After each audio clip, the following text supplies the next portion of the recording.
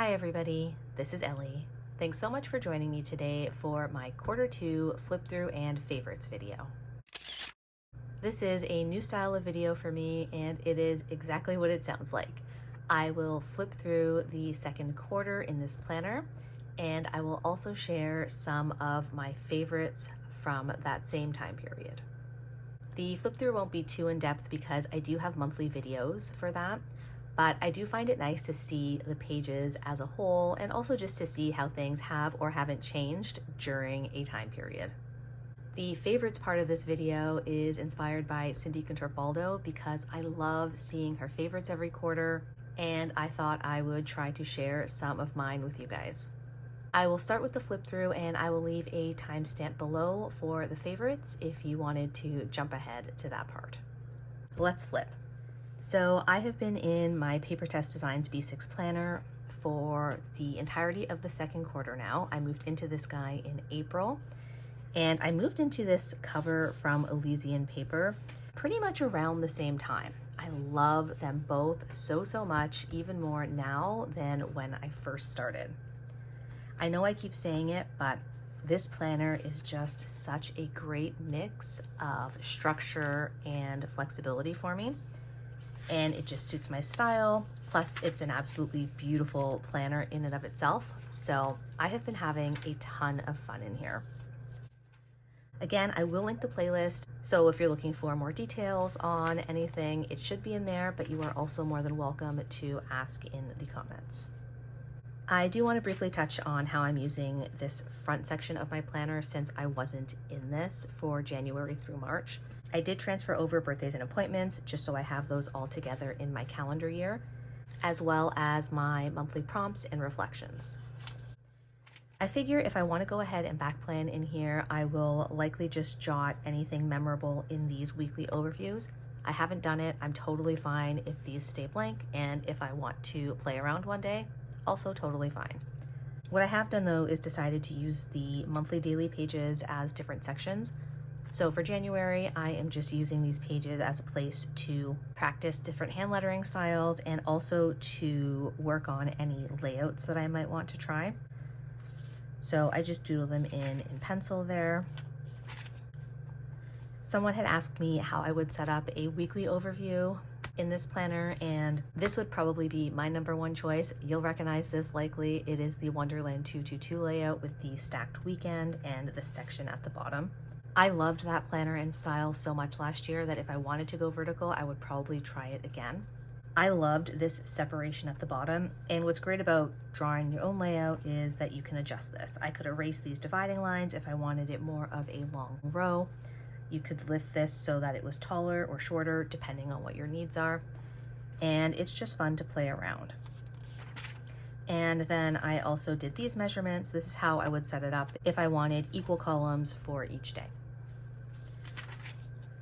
And then again, I was playing around with this column beside the weekly overview, and this is pretty much what I'm using now. So it's just great to have the space to work on these layouts.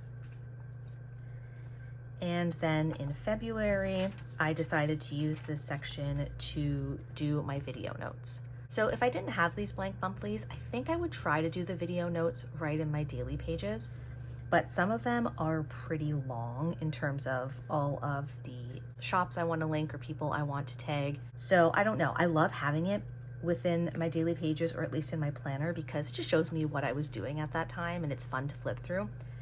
But I could also use a Hobonichi memo notebook because those are thin enough to store with the planner at the end of the year. That's not an issue for right now because I did have these blank months. So I just write the name or the topic of the video, and then as I'm editing, I will jot down anything that I need to link and check it off once I do. I do this all with my Pilot Acroball pen. Those 3 colors are just so handy to have at hand. So I started this in May. I have some brainstorming here. And then when this video is being edited, I will just work on it in this section. I haven't used March's daily pages at all for anything, but they are reassuring to know that they're there if I would like to. And let's get into quarter 2. If you've been with me for some time, you'll recognize my style. So I have my holiday stickers here from Planner Monkey Co. This is how I track my appointments. I color them in when I'm finished, and I just doodle in the little gift for birthdays. Reflections. And starting this month, I really wanted to keep it simple.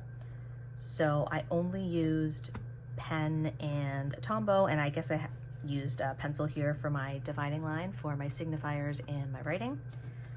I embedded collections right in my daily pages, and if I had any ephemera from orders, I might have included a few here and there.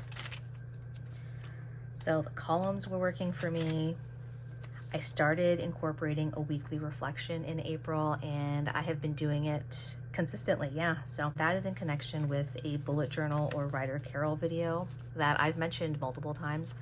I will link it again just in case you want to check it out, but I am following his suggestions for a weekly reflection, and I find that it's just a really nice practice for me.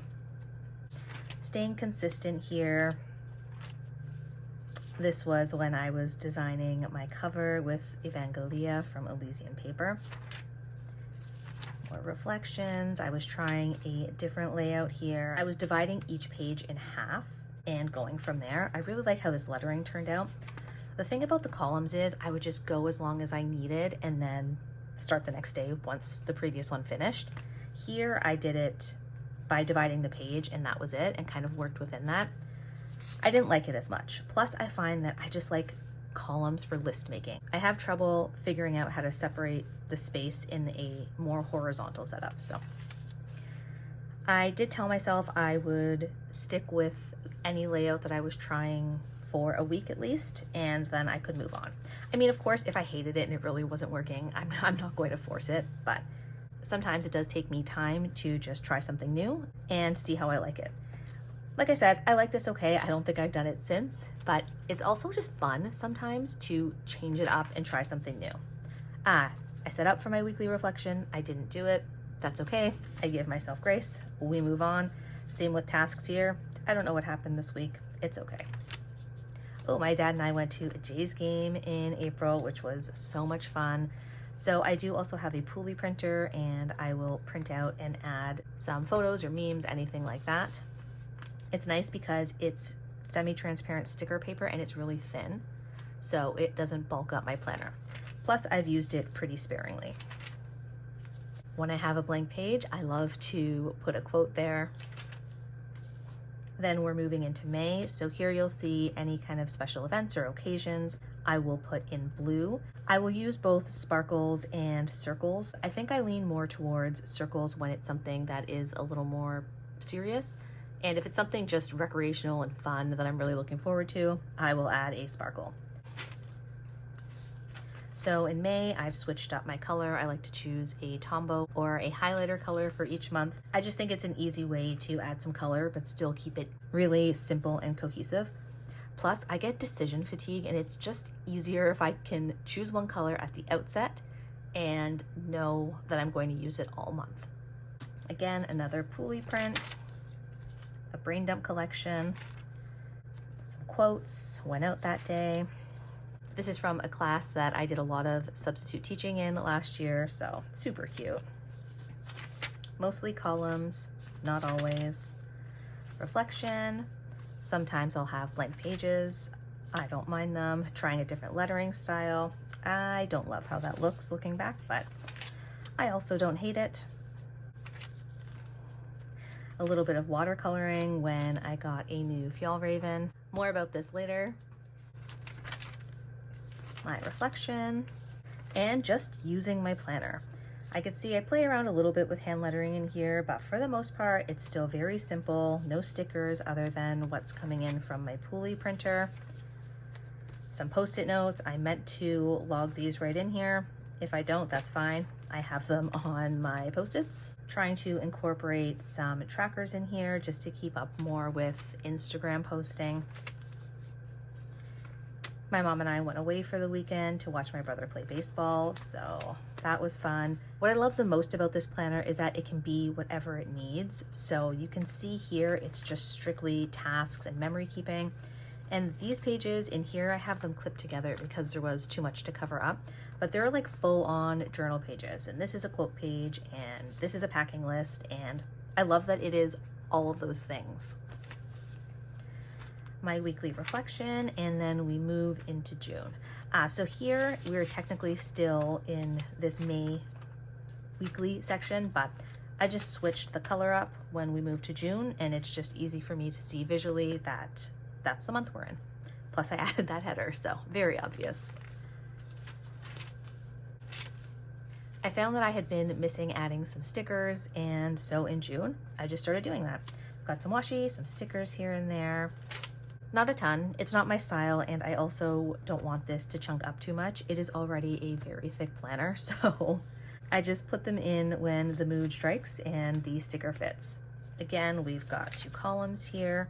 In June, I also started using whatever fountain pens I had inked up to do my weekly reflections, just to make it feel like more of a special practice, because I was getting a little bit whiny about it in my own head, even though I know it's a practice I want to continue. So this just helped make it a little more special and a little more fun. I find it very satisfying to write with a fountain pen. Some more blank pages. And then I decided to pull out a stencil that I have had for years and play around again with the layout. So we've still got the trackers and the running task list, and I'm just doing a wider column here, my line separating my signifiers from my writing, and yeah, away I went. I really like this. You'll see it continue throughout the month, and I'm still doing it in July. I have some washi tape as well. I think in June I used just this one washi tape throughout the month wherever I felt like adding washi, and again, I really liked how cohesive that was. I also love adding little bits in this column space. I just think it's fun to see whatever stood out that day, and I don't know, I just like the look of it a lot. So here we can see I do transfer from my monthly any appointments or events, special occasions, and these are day-specific tasks. This is one of my favorite spreads. I mentioned it in my June flip through. I just like all of these little details. Add a quote when there's a space. My reflection, a meme that I printed on the Pooli again, and coming up on the end of the month, we move into July. So that is the second quarter of the year in my Papertess Designs planner. In the back section here, I do have some long-term collections. So I have my When Did I Last spread, so things that I do throughout the year, and I have the months here and just do an X once I've completed it. This is my baseball tracker, which I am keeping up with and having a ton of fun with. Then I set up some spreads for some YouTube video planning for the year. So I plan ahead, and then I also write in what I have actually done for that month, that week, whenever. I am way more consistent now that I'm doing this. You can see January through April was pretty sporadic. I was also just struggling more in these months, both in my planner and personally. So it is nice to be in a planner that's really working for me, and also to have a system that lets me be more consistent. This is a new spread that I just did. Every once in a while, someone will mention an ink I want to try, or I'll think of stickers that I want to try or need to repurchase, but I want to wait to make an order. So I will put them here. So I have this ink spread, so the color, the ink, name, maker, and properties, and if it was recommended by anyone. And then just a little check mark there for if I end up getting it. And same with the stickers. I did them in 2 columns. So we've got the check mark section, the sticker. I just write a description that I will know, not the actual name of the sheet. The shop. I pretty much use acronyms for all the shops, so I knew I could make that space small. And then I have 2 columns. So that's been working. I just did this one this week, and I tabbed it with one of these little tabs from the Coffee Monsters Co. It's a little winking face because I know I don't need any of these things, but here they are. Also, it does help release that kind of I need to purchase them right now feeling I get sometimes just by writing them down. And other than that, I just have some pen test pages, and I always have a grid spacing page at the back. So that is quarter 2 in my Papertess Designs B6 planner. I am loving it and looking forward to quarter 3. Now, let's move on to my favorites. Let me say right at the start, I am notoriously bad at picking favorites of anything. I find it stressful. I really don't love recommending things to other people because everybody has different needs and tastes and styles. So these are just things that I have enjoyed and have been using consistently, and I'm not enabling anyone to get anything new, but I do want to share because I love hearing what everyone else is loving. So I'm going to start with content, so what I've been reading and watching, and this will be no surprise to anyone, but I have been watching a ton of baseball this season. I love the Blue Jays, and I just find baseball really comforting to watch. I recognize the announcers' voices. I know a lot of the backstory of the players and the team, and I just really enjoy the game. So I've been mostly watching that. I have also done a Marvel rewatch this summer. So these are in my July pages, which is why you haven't seen it yet. But I didn't do a full Marvel rewatch. Obviously, that would have taken me all summer probably. But I just did some picking and choosing. Honestly, it was mostly Captain America and the Avengers movies. And I am a huge rewatcher and rereader. I like that comfort of knowing what to expect. And I also like that I don't have to pay super close attention. I'm usually doing something else while it's on in the background. So I have really enjoyed that so far in quarter 2.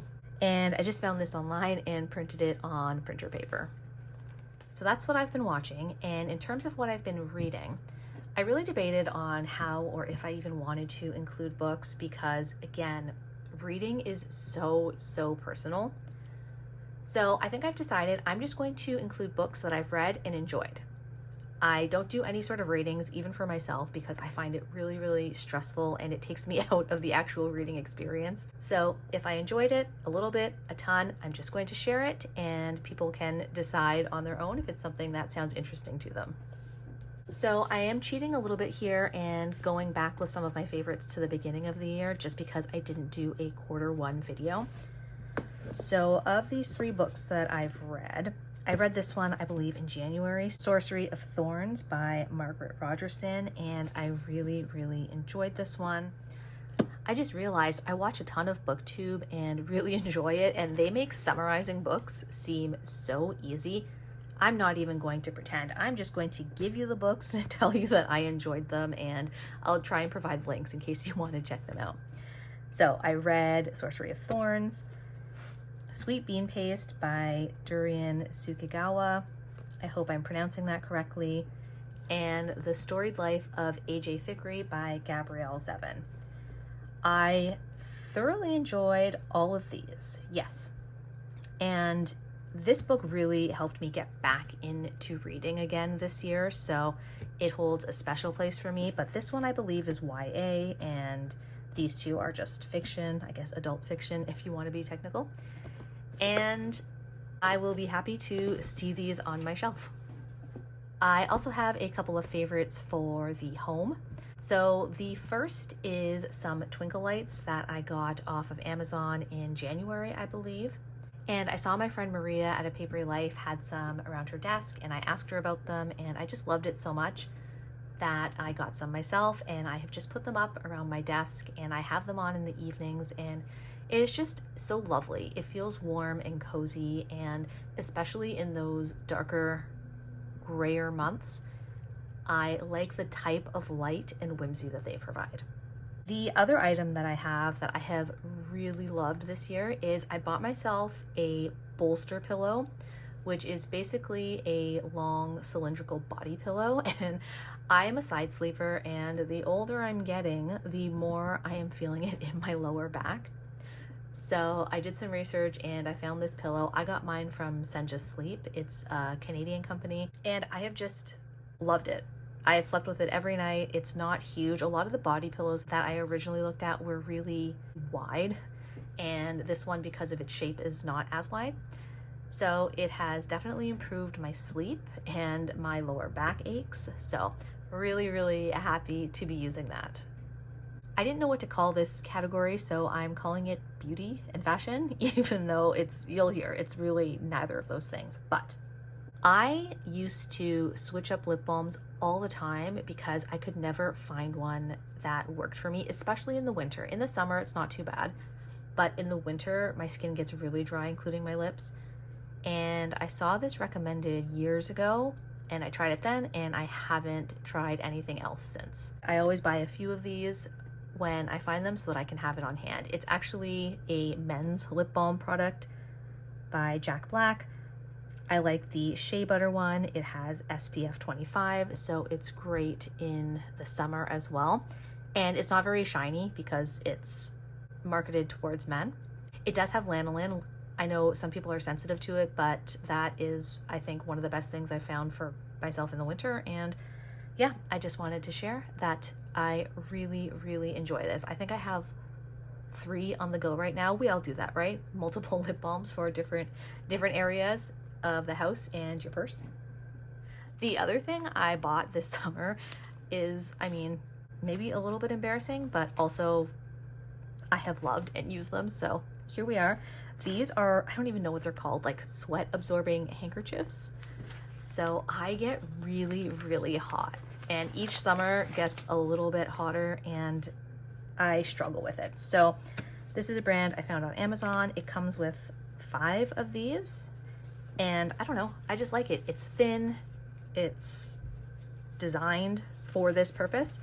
So I will just keep one in my purse or my pocket if I'm going on a walk or something, and it has been a lovely and needed addition to my summer. And also in this beauty and fashion section, I want to talk quickly about a couple of bags. So this here is a pouch that I got from Air. So it is technically called the Air Slim Pouch. You can see mine could probably zip up if I rearranged and maybe took a couple of things out. But I basically bought it because I switch bags quite a bit in the summer, just depending on what I'm doing. Like if I'm going to my brother's baseball game, or if I'm going to a planner meetup, or if I'm just running errands, I don't need the same bag or the same stuff for all of that. But I do need some basics, and for the most part, this is the stuff that I want to carry with me all of the time. So this pouch has been really, really great for that. It has pockets, it's durable, and it stands on its own. So I can just pick it up usually and drop it in whatever bag that I'm using. If I'm using something really, really minimal, like a sling pouch or something, I'll just take out the absolutely necessary things. But yeah, it has been really, really great. It's great quality. I'm super happy with it. And if you're ever interested in a more in-depth video on my bags or anything, just let me know and I will try to do that. The last item in this category is my new Fjällräven Kånken Tote Pack. This is the mini. I might have to put up just a picture of it on screen, or at least of the product, if not mine. So I have been admiring Lauren at Theory of Lauren's Tote Pack for well over a year now. She has the regular size in black, and it is just so handy because it converts from a tote to a backpack. The mini is obviously a little bit smaller, and there's a couple of more steps to adjusting it into a backpack. With the regular size, you just pull it up for the tote and out for the backpack. For the mini size, you do need to unsnap here and adjust these buckles.